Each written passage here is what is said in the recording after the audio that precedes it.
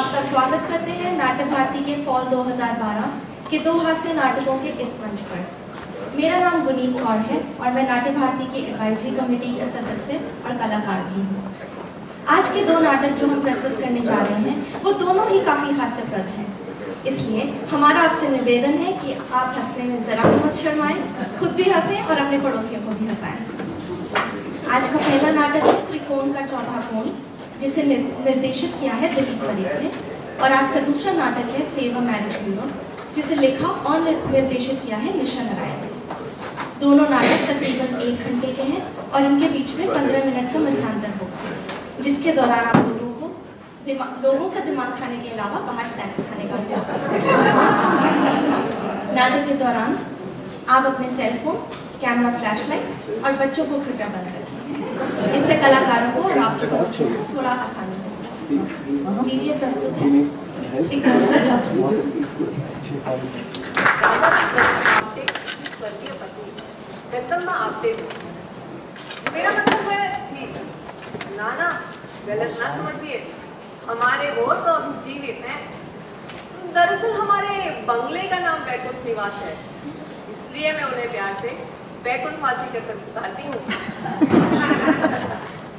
हमारी भी शादी हुई थी एक दिन, कुंडलियां मिलाकर 50 लड़के देखने के बाद हमारे पिताजी को ये नमूना पसंद आया। कुंडलियां जो मिलती थी, अरे क्या फांक मिलती थी। हमारी इकलौती बेटी पम्मी के होते ही मैं इनसे ज्यादा भगवान को प्यारी हो गई। और हमारी बेटी पम्मी ऐसी निकम्मी कि बाप की नाक में दम कर रखा, और मैं इस प्रेम में जड़ी उसकी हर अच्छी बुरी हरकतें देखती रहती हूँ। मगर हमारी इस कहानी में एक अच्छी बात है कि इन्होंने अभी तक दूसरी शादी नहीं की।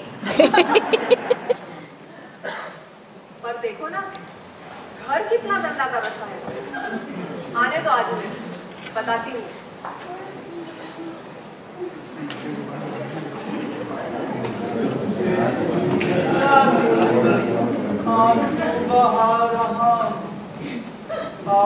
गले पड़ी है, गोली भार आ गए अब? नहीं, मैं नहीं, मेरा भूत जा रहा है।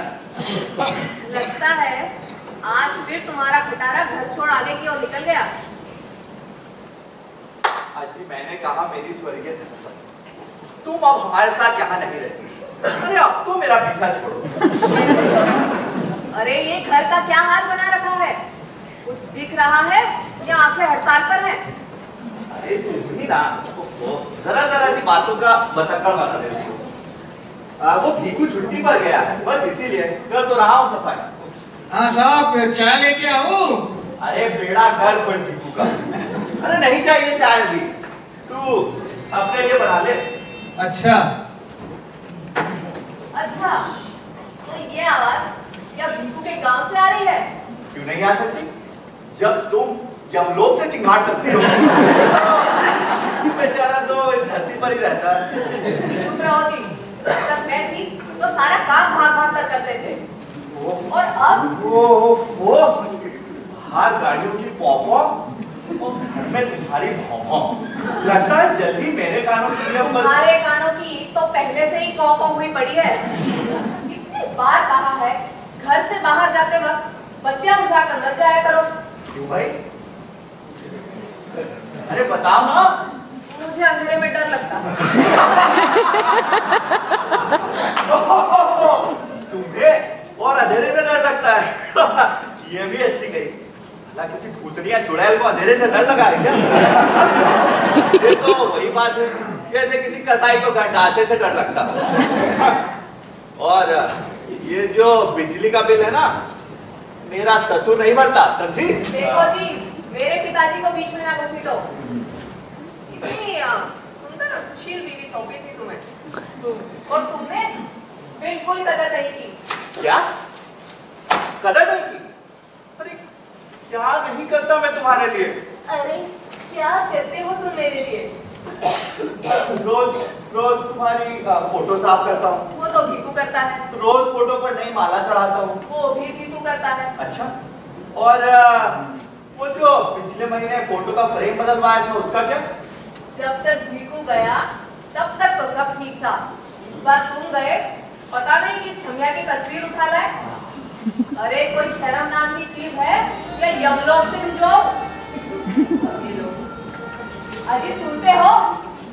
हाँ हाँ भाई, ये गलती तो जरूर हुई, लेकिन उसकी वजह से घर में 3-4 दिन शांति जरूर बनी रही। हाँ क्या था शांति? तुम्हारी इस करतूत के कारण मैं वहां 4 दिन तक बाबा रामदेव और मल्लिका शेरावत के बीच पड़ी रही। दुकानदार ने हम तीनों को एक के ऊपर एक चढ़ाकर और मुझे उन दोनों के बीच में घुसाकर वहां पर रख दिया था। कितनी बदबू थी वहां। वो तो भला हो बेचारे भिक्कू का, जो पता चलते ही मुझे घर ले आया। अरे जय हो बाबा रामदेव की। अरे बेचारे का चरित्र भंग होते होते बच गया। ये सब छोड़ो, बहुत दिनों से मेरे मन में एक सवाल उठ रहा है। पूछूं क्या? तुम और मुझसे परमिशन मांग रही हो? आज के सूरज पश्चिम से उगा है। मेरा सिगरेट का पैकेट चूल्हे में झोंकते हुए परमिशन मांगी थी मुझसे, और मेरी दारू की बोतल में वो चाय का पानी मिलाते समय परमिशन मांगी थी। सबकी बात कुछ और थी, तब मैं जिंदा थी ना। और अब तो मैं खुद का फ्रेम भी नहीं साफ कर पाती। खैर ये सब छोड़ो, ये बताओ मेरे मरने के बाद तुमने दूसरी शादी क्यों नहीं की? इतना प्यार करते हो मुझसे। सच बताओ, अरे शादी के बाद 4-5 महीने तो बड़े अच्छे गुजरे। उसके बाद मुझे पता चला कि तुम्हारे पिताजी को हमारी शादी की इतनी जल्दी क्यों पड़ी थी, और वो शादी के टाइम इतने खतरनाक स्टाइल से क्यों हंस रहे थे। क्यों क्यों क्यों? जी उन्होंने अपनी मुसीबत मेरे गले बांधकर तुमसे छुटकारा जो पा लिया था। विदाई के वक्त बाबूजी मुझे गले लगाकर कितना रोए थे, देखा नहीं था?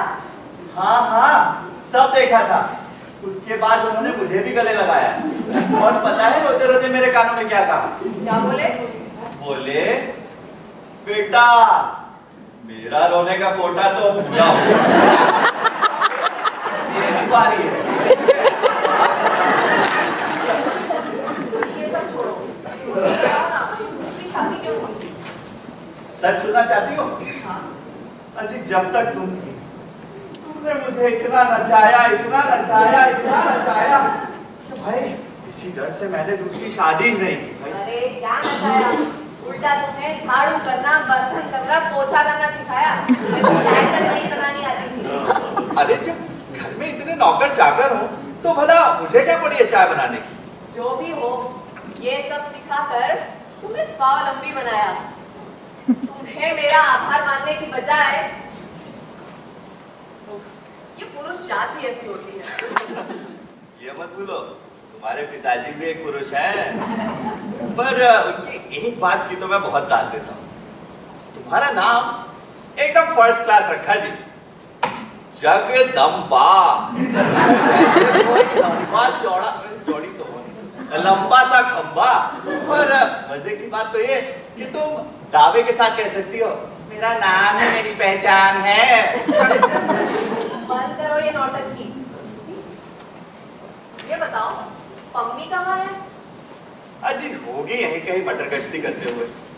आजकल छुट्टी कहाँ है, बिल्कुल हाथ से निकल गई। माँ पर जो गई है। लो, मुझे बीच में क्यों घसीटते हो? 1 बरस की थी पम्मी जब मैं छोड़कर चली गई थी।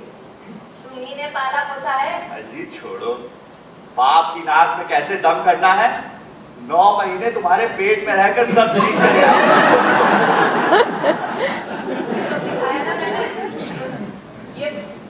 ये सब छोड़ो, मैं क्या कह रही थी? देखो बेटी बड़ी हो गई है, तो 23वां साल भी लग गया है। अच्छा, जब हमारी शादी हुई थी तब मैं भी तो 23 साल की थी। लो आ गई।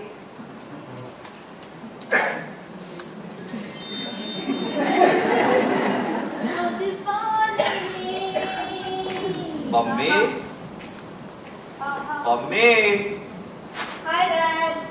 अरे डेड नहीं हो, जिंदा हूँ अभी। ये तेरी रोज रोज की हाय हाय से लगता है जल्द ही बाय बाय हो जाऊंगा। अरे डैडी इतनी जल्दी क्या है, 4 साल रुक के जाइए। कैसी जैसी चलती आ रही है। मेम साहब आ गई, चाय लेके आऊं? मुझे नहीं चाहिए, तू अपने लिए बना के पी ले। जैसी आपकी इच्छा। ये भूत जैसे बाल क्या बना रखे हैं? अजीब से तुम्हारी आवाज कहाँ सुनाई देती है? ये सजा तो सिर्फ मुझे को। खड़े-खड़े क्या देख रहे हो? उससे कहो देर लगाकर तंग ही करे। अरे रहने दो ना उसे उसके हाल में, आजकल यही फैशन है भाई। डैडी आप किससे बात कर रहे हैं? बेटा हकीम उस्मान के साथ बस सुबह नाश्ते में करेले का हलवा खाने को कह दिया था। वो दिमाग एकदम गर्म हो गया है, भेजे एकदम फ्राई हो गया। अच्छा एक बात बता, तू सुबह से किसके साथ मटर गश्ती कर रही थी? कुंदा किसान। कुंदा? कौन कुंदा? अरे वही अपने प्रोफेसर भिड़े की बेटी। ओह अच्छा, ओ जिसकी माँ मिस दिल्ली कॉन्टेस्ट जीती थी। माँ तो खूब याद रही। हाँ सही कुंदा। क्या हुआ कुंदा को बेटा? ओहो डैडी, उसे क्या होना है, उसकी तो अभी तक शादी भी नहीं हुई। मैं तो कह रही थी मैं उसके साथ जरा शॉपिंग करने गई थी चांदनी चौक में। चांदनी चौक? हाँ। अरे बाप रे, अरे बेटा वो ऐसा चक्रव्यूह है जहाँ औरतें जाती तो हैं पर 3-4 दिन तक लौटती नहीं। और जब लौटती है तो ये झोले लेकर एकदम भिखारी बनकर लौटती है। अच्छा किया तो वहां से जल्दी लौट आई। वो तो है, पर आपने सुबह से क्या किया? मेरा मतलब है पहले मॉर्निंग वॉक, फिर ये जय भारत न्यूज़पेपर, फिर चाय पियोगी। चाय? इसकी चाय कहाँ, चाय लेके आओगे? अबे दार्जिलिंग की औलाद, चाय नहीं चाहिए अभी। सब देखो इसे चाय ही पड़ी रहती है। तू अपने लिए बना के पी ले। सुन नहीं रहा यार कितनी गंभीर बात हो रही है। पिता पम्मी, मैं कह रहा था कि अब कुछ ही दिनों में तुम 23 साल की हो जाओगी। तुम्हारी माँ तुम्हें एक उम्र में पैदा कर चुकी थी, अब तुम्हें शादी कर लेनी चाहिए। बस यही कहने वाले थे ना आप। अरे वाह बेटा, जब तुझे ये सारी बातें तोते की तरह रख चुकी है तो शादी के लिए तैयार क्यों नहीं हो जाती? लड़का देखना शुरू करें? अरे डैडी करेंगे करेंगे, शादी भी करेंगे, इतनी क्या जल्दी है? जी इससे कहो जल्दी इसे नहीं मगर हमें है। जब से इस प्रेम में जड़ गई हूँ कुछ नहीं कर पाती, वरना एक खींच के लगाती इसके गाल पे।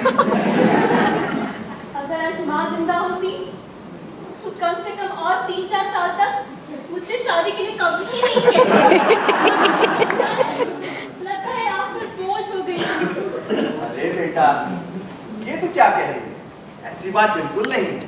मैं तो बस ये कह रहा था कि अब तेरी शादी लायक उम्र हो गई है तो बस शादी के लिए तैयार हो जा, और क्या।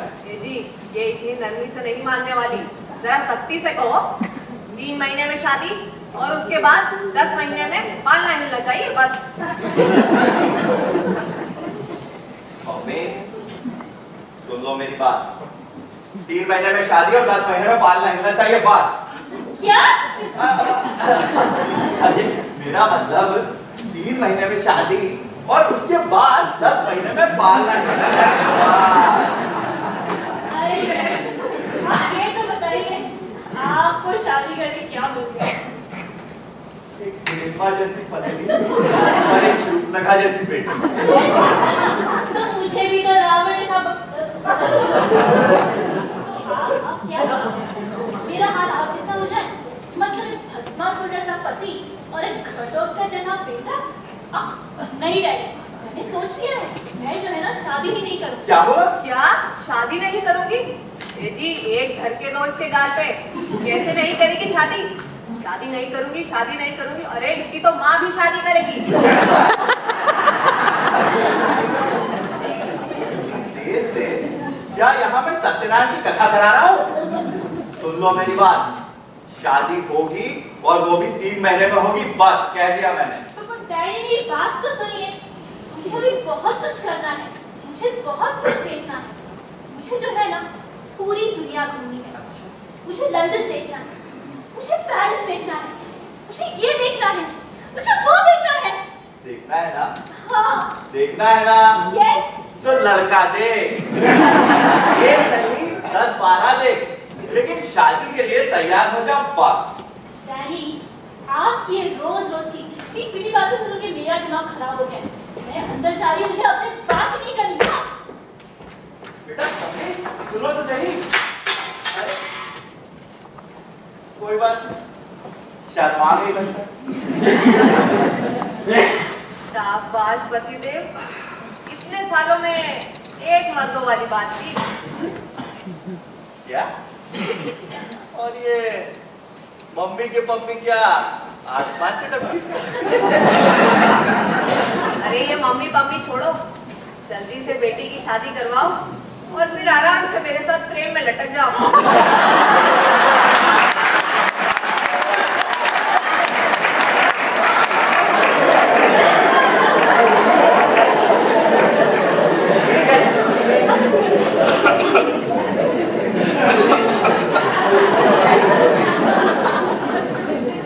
कल ही शुरुआत करा देता हूँ। कल ही जाके पंडित जी से इसकी कुंडली दिखवा लाता हूँ। लो, कुंडली बनवाई भी है क्या अभी तक? इतने सालों से तुम्हारे सपनों में चिल्ला चिल्ला कर रिमाइंड करवा रही हूँ। अरे कोई बात नहीं, भूल गया तो क्या हुआ, बनवा लेते हैं कल कुंडली। अरे वो टीवी में रोज कमर्शियल आता है, उसका क्या नाम था, क्या नाम? हाँ याद आया, शास्त्री जोशी। अरे यही कहीं तो नंबर लिखा था उसका, मैंने कहा 1-800 कुंडली।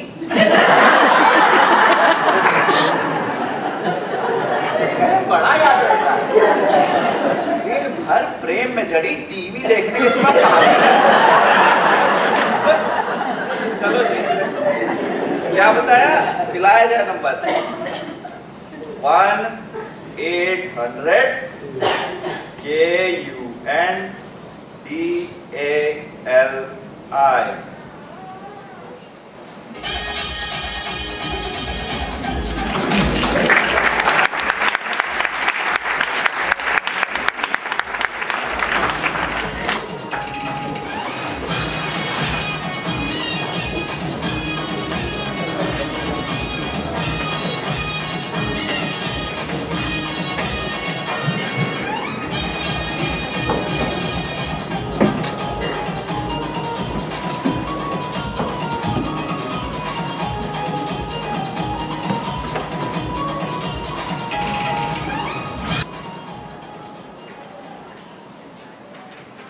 मैं अंदर आ सकता हूँ? अब और कितना अंदर घुस सके जजमान? अजी ये बात तो बाहर से की जाती है। लगता है घुसट। जी मैं अंदर आ सकता हूँ? अब आ ही गए हो तो पधारो। जी नमस्कार। नमस्कार। मेरा नाम राजा राम आप्टे। कल आपको फोन किया था वो। आपका नाम राजा राम आप्टे हो या राधेश्याम टाप्टे, बस आने की वजह जल्दी बता दो। अजी बुजुर्गवार, जाहिर सी बात है, मैं यहाँ राखी सावंत का नाच देखने तो आया नहीं हूँ। बुजुर्गवार, अजी पूरे 32 दांत मौजूद है, शायद तो गिनती कर लो। अब काम की बात करो। अरे शादी का मामला है पिताजी, कुंडली बनवाने आए हैं। अच्छा ये अरे आपको कैसे पता चला? लड़की के पिता है ना, चेहरे पे लिखा है। अरे अंकल, आप यहाँ राखी सावंत का नाच देखने आए नहीं और हम यहाँ राशन के चावल नहीं बेचते। वेरी इजी था। अब बैठिए, कुंडली बनवाते हैं। अरे रुकिए रुकिए, पहले ये बताइए आप दक्षिणा कितनी लेते हैं? दक्षिणा मैं नहीं लेता। अरे वाह, लगता है आज मैं घर से अच्छे मुहूर्त पे निकला। मैं दक्षिणा नहीं लेता, लेकिन इधर उधर थोड़ी बेच के ले लेता हूँ।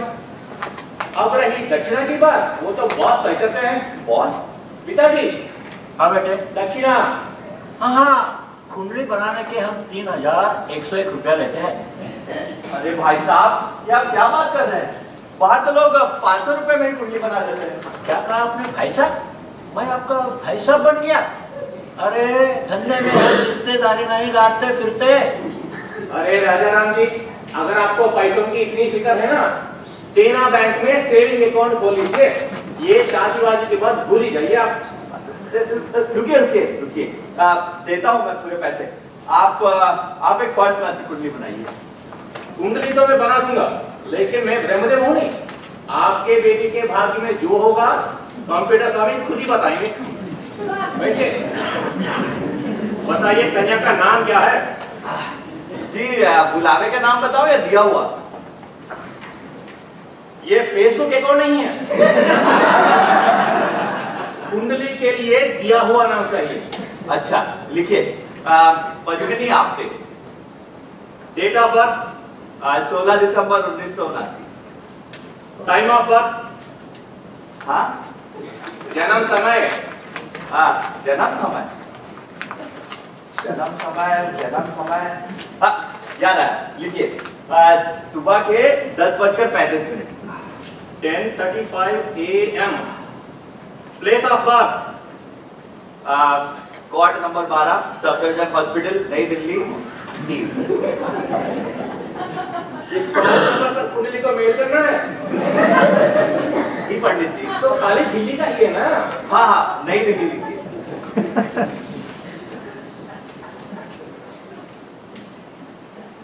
आप उम्र में तो बहुत छोटे लगते हैं। ज्योतिष ज्ञान के बारे में क्या तजुर्बा है आपका?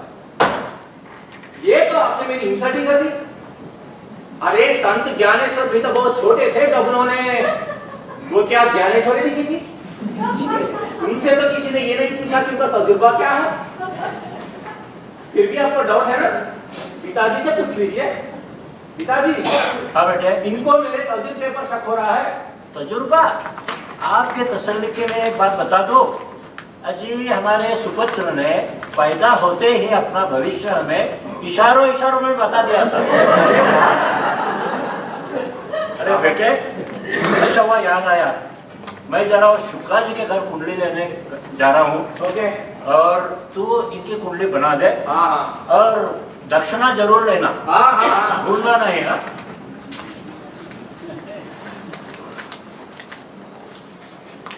अरे आप इतनी देर से कंप्यूटर पे क्या पिटिर पिटिर कर रहे हैं? आप हमें पुराने तरीके से ही कुंडली बनवा दीजिए। अरे पुराने तरीके से बहुत देर हो जाएगी। यहाँ देखिए ना, आपने नाम और जन्म तिथि बताई, यहाँ कुंडली बन गई।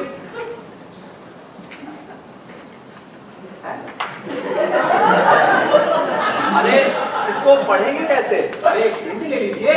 अजी प्रिंटर तो है नहीं हमारे घर पे। कोई बात नहीं, मैं बना के दे दूंगा। अच्छा ये लीजिए प्रिंट के 10 रुपए पर पेज एक्स्ट्रा।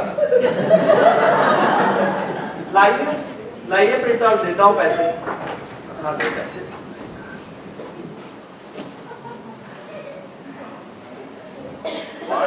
लाइए लाइए लाइए, ये लीजिए भाई पैसे।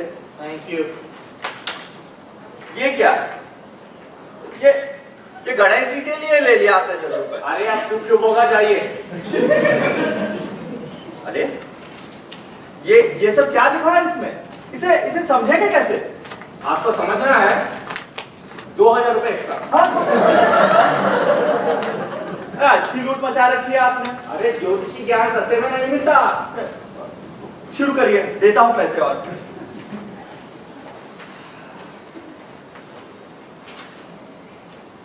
अरे बाप रे, ये मैं क्या देख रहा हूँ? अरे मेरी बेटी की कुंडली देख रहे हैं। लेकिन आप इतने बुरे आदमी नहीं लेकर राजा राम जी। क्या मतलब? आप क्यों अपनी जिंदगी का सत्यानाश करना चाहते हैं? अरे साफ साफ बताइए पंडित जी, क्या लिखा है इसमें? इसमें लिखा है कि अगर आपकी बेटी की शादी हुई हाँ तो उसके पति के हाथों आपका खून हो जाएगा। क्या?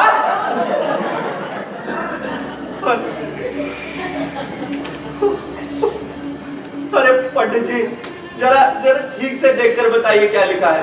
अरे आप कुछ भी बकवास कर रहे हैं। ये मैं नहीं कह रहा हूँ, कंप्यूटर स्वामी कह रहे हैं। अब तो कोई चारा नहीं है, मेरी बात मानिए, ये शादी आप रोकिए बस। शादी रोकिए? अरे पंडित जी, एक ना एक दिन तो मुझे अपनी बेटी की शादी करवानी ही पड़ेगी। या तो आपकी शादी रोके या फिर तुरंत घर जाकर 4 हट्टे-कट्टे आदमियों का इंतजाम कीजिए। डोली उठाने? डोली नहीं, आपकी अर्थी। राम राम, सत्य है, सत्य बोलो, सत्य है।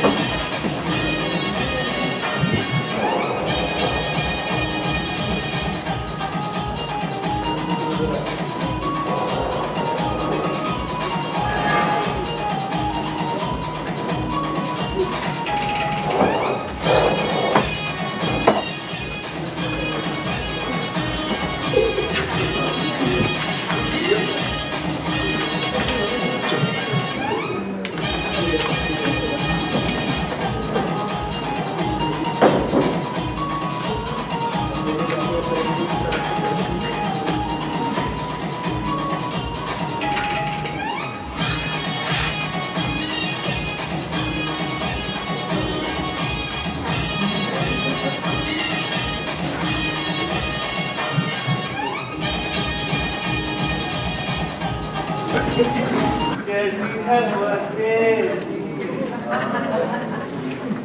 कभी ये हंसाए, कभी ये रुलाए। आ गए मेरे हारे हुए वकील।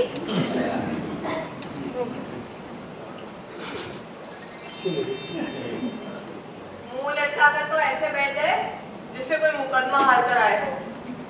अजी अभी तो सिर्फ मुंह ही लटका है, बड़ी जल्दी पूरा का पूरा लटकने वाला हूँ। क्या हुआ? अरे वहाँ ज्योतिष ने फटकार लगाई या रास्ते में पुलिस से बहस हो गई? अजी अब कोई बहस नहीं, कोई गवाही नहीं, अब तो सीधा फैसले की घड़ी आ चुकी है। बस कैसा फैसला? पम्मी की कुंडली बनवाई कि नहीं? अजी कुछ मत पूछो, 5101 रुपए में अब अपनी मौत खरीद कर आ रहा हूँ। इतनी महंगी? मेरे वक्त में तो सारा काम मुफ्त में करवा लिया था। अजी मेरा मतलब 5101 रुपए में पम्मी की कुंडली और साथ में मेरी मौत की भविष्यवाणी बिल्कुल फ्री। चुप रहो जी, ये तो बताओ कि बेटी की कुंडली में शादी का योग है कि नहीं? हाँ हाँ, ये देख, पम्मी की कुंडली में उसकी शादी का योग भी है और साथ में मेरी मौत का भोग भी। अरे उसकी कुंडली में साफ साफ लिखा है कि उसके पति के हाथों मेरा खून हो जाएगा। बस तो क्या हुआ? अरे तब से अपनी ही मौत का रोना रो रहे हो। वैसे भी बेटी की शादी के बाद तुम्हारा यहाँ क्या काम रह जाएगा? कोई केस तो मिलता नहीं, दिन भर अखबार में सिर फोड़ते रहते हो। मैं तो कहती हूँ जल्दी से पम्मी की शादी करवाओ और फिर बेटी के लिए बेफिक्री से शहीद होकर मेरे साथ प्रेम में लटक जाओ। जी मरने से नहीं डरता मैं, लेकिन ये जो मरने के बाद ये जो फूकने का चक्कर है ना, उससे बहुत घबराता। वो सबसे बड़ी टेंशन तो तुम्हारे बगल में लटकने की है। फिर वही रोज की चिंता, फिर वही रोज का डांटना फटकारना। अजी अजी और कितने जन्मों तक मैं तुम्हारे झुमके का झुमरू बनकर झूमता रहूंगा? अरे मेरे सच्चे वकील, जरा ये कहो, जब बेटी शादी करके चली जाएगी और तुम दामाद जी के साथ बुरा बर्ताव नहीं करोगे तो वो तुम्हारा खून क्यों करेगा भला? अजी छोड़ो, आजकल तो लोग शौकिया ही खून कर देते हैं। ये देखो, ये देखो, गर्लफ्रेंड ने पप्पी नहीं दी तो छत से टपका दी। बॉयफ्रेंड ने आई लव यू नहीं कहा तो गुंडों से चाकू चलवा दिया। अजी क्या क्या नहीं हो रहा आजकल। लो आ गई।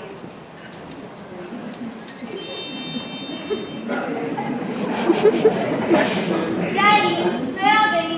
अरे तू गई कब थी? 23 साल से मेरे सर पे तांडव कर रही है। वो डैडी, तांडव नहीं, सालसा, सालसा। अरे बदतमीज, कुछ? अरे ये क्या दिन भर ऐसे ही उलझुल हरकतें करती रहती है? तुम इससे कुछ कहते क्यों नहीं? मेम साहब आ गई, चाय लेके आओ। नहीं चाहिए, तू अपने लिए बना के पी ले। सुबह से इतनी चाय बनाई है, बंदे की खत्म हो गई, बाजार से लेके आओ। हाँ जा लेके आ। वैसे सुन, साथ में ना कुछ समोसे भी लेते आना। समोसे? शाम को एक मेहमान आने वाला है। अच्छा, तो मिठाई भी लेके आओ क्या? हाँ लेके आ जा। हाँ, क्यों नहीं, साथ में मेरे श्राद्ध का सामान भी लेते आना। श्राद्ध का सामान? वो कहाँ मिलेगा साथ?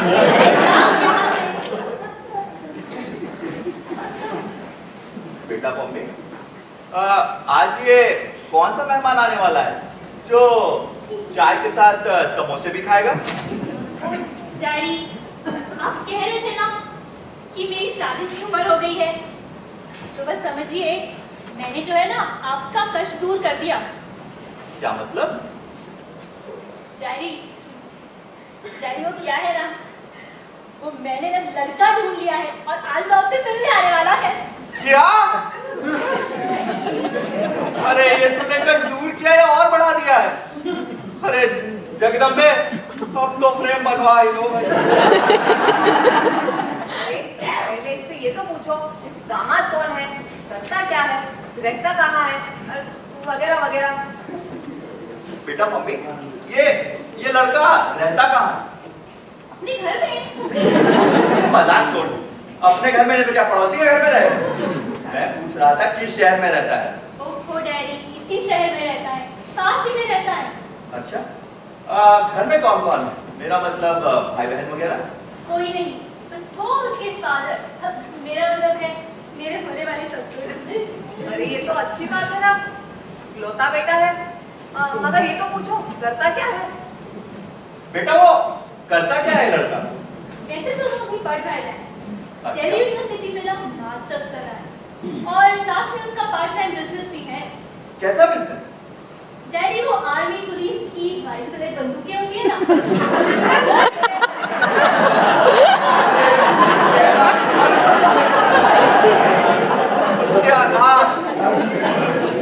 बेटा तुमसे मिलने मिलाने में क्या बंदूक लेकर आता है? अरे डैडी, मुझे नहीं पता, जब वो शाम को आएगा तो खुद ही पूछ लेना के। मैं अंदर रेडी होने जा रही हूँ। क्या मुसीबत है, हे भगवान। आज मैं बहुत खुश हूँ जी, हमारा दामाद हमारी बेटी को देखने आ रहा है। अजी बेटी को देखने आ रहा है, अपने शिकार को देखने आ रहा है?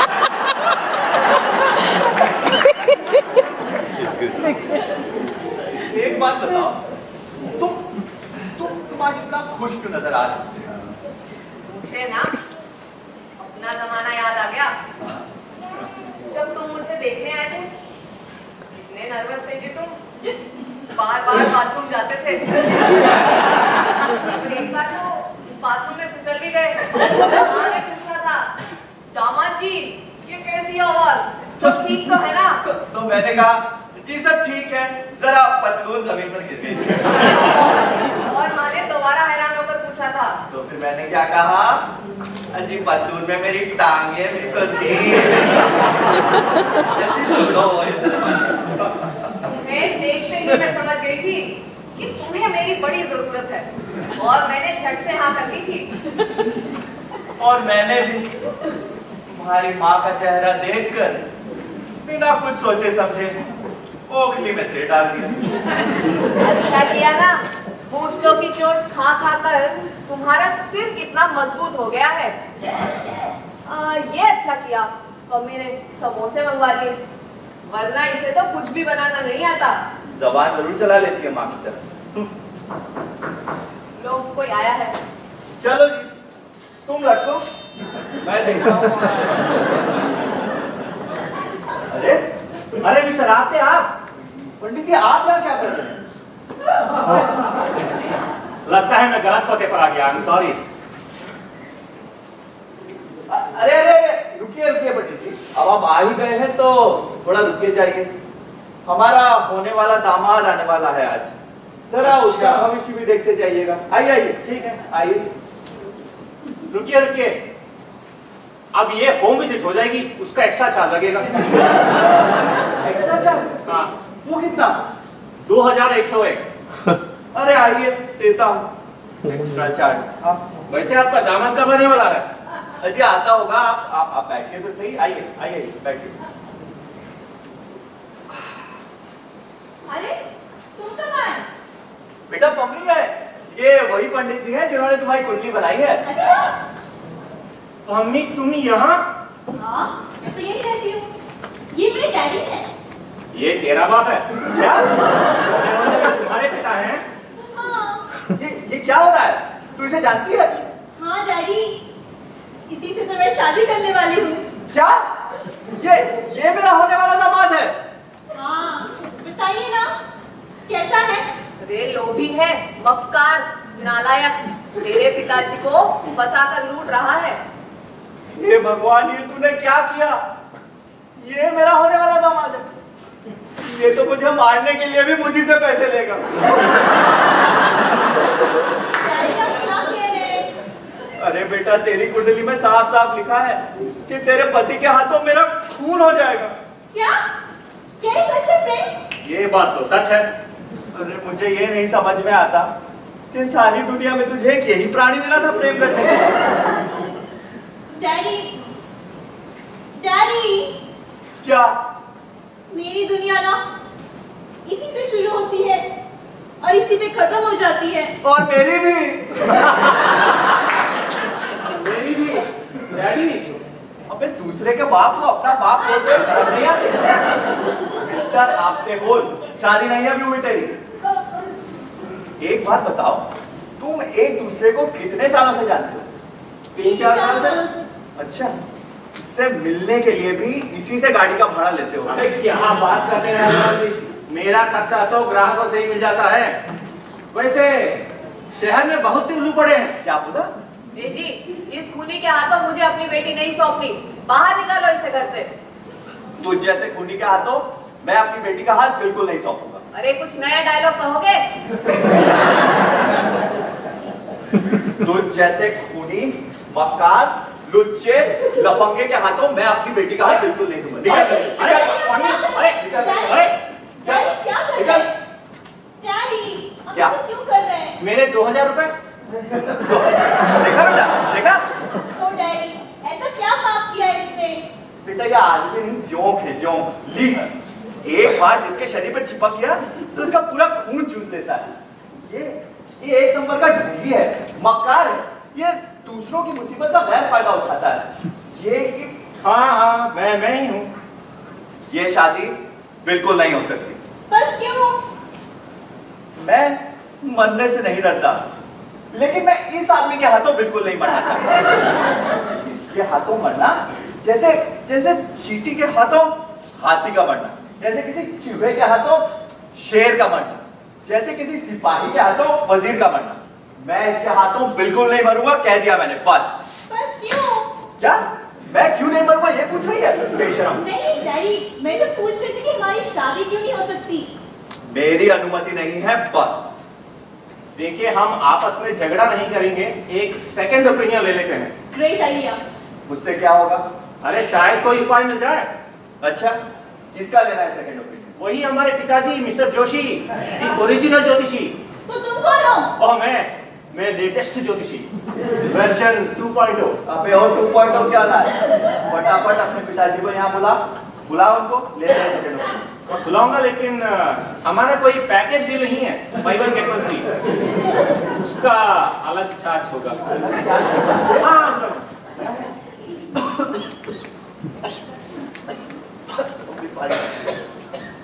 हेलो पिताजी, आप कहाँ पे हैं? अरे अच्छा हुआ आप बस स्टॉप पर हैं। देखिए बस स्टॉप के बिल्कुल सामने एक बंगला है, बैकुंठ निवास। आप वहां जल्द से जल्द आ जाइए। अरे कुंडली के मामले में सेकंड ओपिनियन लेना है। पैसे मैं दे दूंगा, आइए तो। हाँ जल्दी, पिताजी आ रहे हैं। डैडी, करने दो ना हमें शादी। करो करो ना शादी, शौक से करो। सच? पर एक दूसरे से नहीं। पिताजी आ गए। आइए। अच्छा हुआ जल्दी आ गए। मैं घर आने के 2101 रुपया, कुंडली बनाने के 3101 और भविष्य बताने के 5101 रुपया लेता हूँ। मंजूर है आपको? अरे ओरिजिनल जोशी, आपके बेटे ने यहाँ पर सब कुछ गड़बड़ कर दी है। अरे कुछ नई बात कही है, क्या हुआ? अरे आपके बेटे ने मेरी बेटी की कुंडली बनाई। बेटे, कुंडली बनाने के पैसे दिए ना रे? हाँ दिए बाबा, दिए, पूरे पैसे दिए। और इसकी बनाई हुई कुंडली के अनुसार मेरे दामाद के हाथों मेरा खून हो जाएगा। तो फिर क्या प्रॉब्लम क्या है? अरे आपका बेटा ही मेरा होने वाला दामाद है। अरे बेटे, हाँ इनका खून करने में तुझे कोई प्रॉब्लम है क्या? मुझे कोई प्रॉब्लम नहीं है पिताजी। तो फिर आप क्या है? आप बाप बेटे को यहाँ मैं क्या मैंने अपनी बहुत ही प्लानिंग करने के लिए बुलाया? फिर आप मुझसे क्या चाहते हैं? इस उम्र में मैं आपका या किसी का खून करके पास से नहीं चढ़ना चाहता हूँ। आप मेरी बेटी की कुंडली बनाइए बस। अच्छा ठीक है, बनाते हैं कुंडली, लेकिन कुंडली बनाने के मैं अरे ठीक है, पता है बाप बेटे का एक ही राग। ठीक है। जरा बताइए, बेटी का नाम बताइए मम्मी। और जन्मस्थान लिखिए। पद्मिनी आपटे, जन्म तिथि 16 दिसंबर 1979, जन्मस्थान नई दिल्ली। एक मिनट। हाँ जल्दी लिखिए। जन्म समय ओके 10:35। जी अच्छा। उसका जन्म 10:35 पर नहीं 11:35 पर हुआ था। अरे तुम चुप रहो, तुम्हें क्या पता? लो, बेटी का जन्म कब हुआ था ये मुझे नहीं तो क्या पड़ोसी को पता होगा?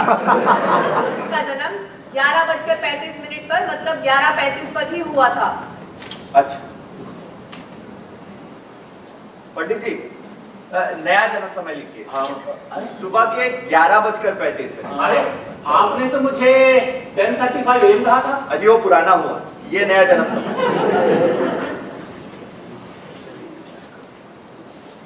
डैडी, दो प्रेमियों के बीच में आओगे तो आपको पाप लगेगा। किसने कहा है? मैं कह रही हूँ। अपने बाप को पाप पुण्य की शिक्षा देते हुए तुझे शर्म नहीं आती? ये इस जैसे आदमी के साथ प्यार करते समय तब नहीं सोचा तूने? अरे क्या दिखा तुझे इसमें? डैडी, मेरी नजर से देखिए। दूर हटो। पंडित जी जल्दी कीजिए। प्रेम की सारी गड़बड़ तुम्हारी वजह से हुई है। अरे मैंने क्या किया है? तुम्हारे पिताजी ने गलत समय बताया तो मैं क्या करूं? अरे वो कुछ भी कहते रहे, तुम्हें उनकी बात सुनने की क्या जरूरत है? मेरी बात सुनते हो कभी? कितनी बार कहा है कि तुम्हें गंदा जमीन में तेल मत लगाया। अरे अब तुम क्यों नाराज हो रही हो? फिर शुरू हो गए तुम दोनों? दूर हटो। अरे पंडित जी और कितना समय लगेगा? जल्दी कीजिए। अरे बाप रे, अरे मैं ये क्या देख रहा हूँ? अरे छोड़िए, ये चोट तो मुझे पहले लग चुकी। अब मैं इससे डरने वाला नहीं। किस अभागे लड़की की कुंडली है ये? मेरी है। मेरी बेटी की कुंडली है, जबान संभाल के बात कीजिए। और कौन गधा इससे शादी करने जा रहा है? अरे गधे, इस कुंडली में क्या लिखा है तुम्हें पता है? मालूम है पिताजी, मुझे इनका खून करना है, मुझे कोई प्रॉब्लम नहीं है। अरे मूर्ख, इस नई कुंडली में क्या लिखा है तुम्हें मालूम है? क्या लिखा है? अरे इस कुंडली के अनुसार दामाद के हाथों ससुर का नहीं, ससुर के हाथों दामाद का खून है।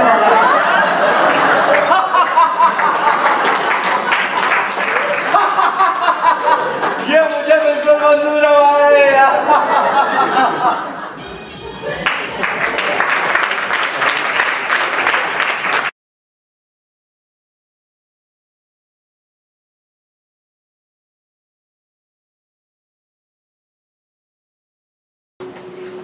नमस्कार, मैं मनोज तिवारी, इस नाटक का प्रोड्यूसर हूँ। इसके पहले कि अपने निर्देशक से आपका परिचय कराऊं, मैं I would like to mention a few names जो बैक स्टेज सपोर्ट करने में थे। लाइट डिज़ाइन की थी ममता कुकरेती ने, लाइट ऑपरेशन था राकेश मंदन का, stage management Renu Suri, Shankar Gupta, sound management was Madhavi Subramaniam, set was Uday Varle, Pranav Pandya, and makeup was Neeru Tandon, Leena Parekh, Harkesh Manocha, and Donna Basu. And let me bring the director of the play, Dilip Parikh. Dilip.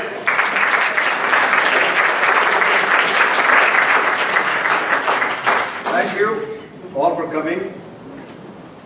I'd like to introduce the cast of the play. I think almost all of them are the first time on the stage for Natya Bharati.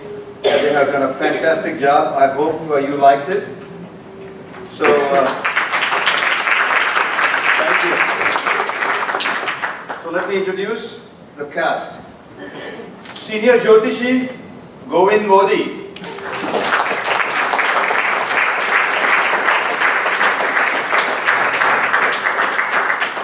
Junior Jyotish 2.0, Vikram Koluru.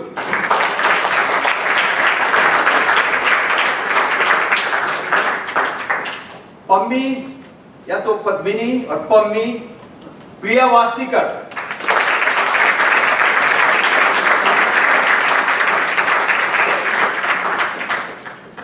Rajaram Apte, the father, Gaurav Basu.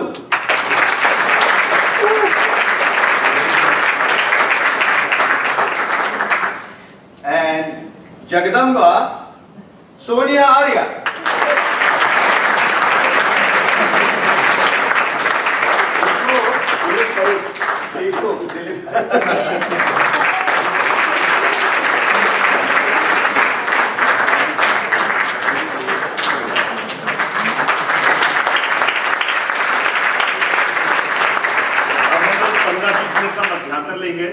उसके बाद वापस दूसरा show शुरू होगा, save a marriage bureau. तब तक आप बाहर एक दूसरे का दिमाग खाएं या